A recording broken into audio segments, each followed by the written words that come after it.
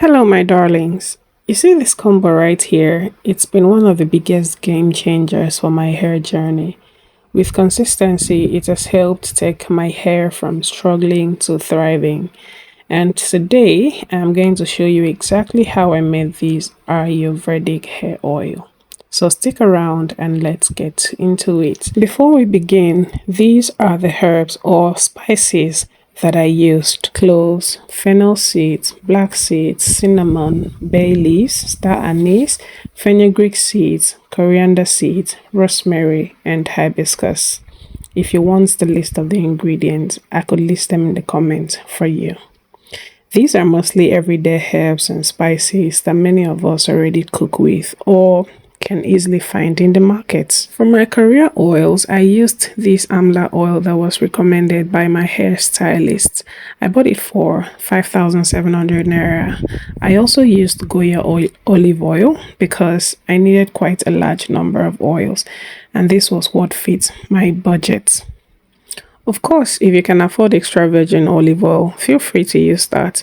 But honestly, I believe this works just fine because what we're really after is extracting all the goodness from the herbs. The first thing I did was blend all my herbs until they were all combined. After that, I transferred everything into a clean, airtight container.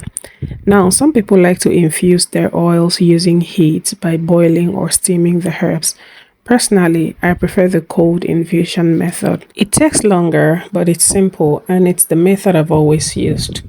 Once my herbs were in the container, I poured in the oils, as you could see.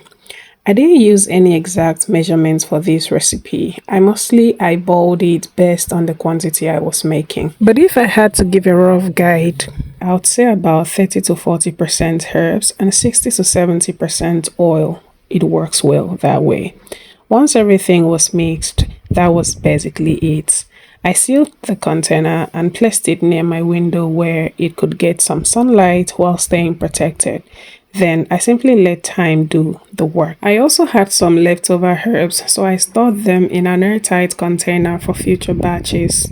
Most dried herbs and spices last a very long time when stored properly, so don't worry if you don't use everything at once. Now let's fast forward to about 3 months later. Just to clarify, 3 months wasn't some strict rule I was following. In fact, I usually leave the herbs inside the oil until the oil is finished. The longer they sit, the more infusion continues to happen. For convenience though, you can strain the oil and transfer it into an applicator bottle or whatever you use for easier application.